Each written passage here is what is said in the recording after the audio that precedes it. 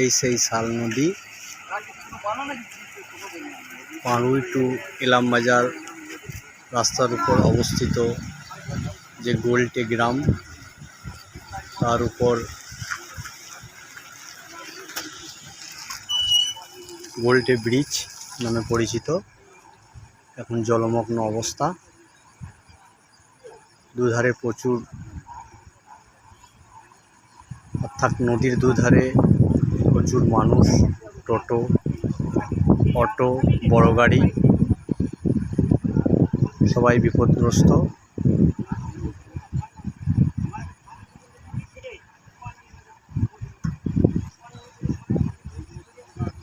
জলের স্তর এতটাই উপরে উঠেছে যে পারাপার সম্পূর্ণভাবে নিষিদ্ধ বা বন্ধ করা হয়েছে।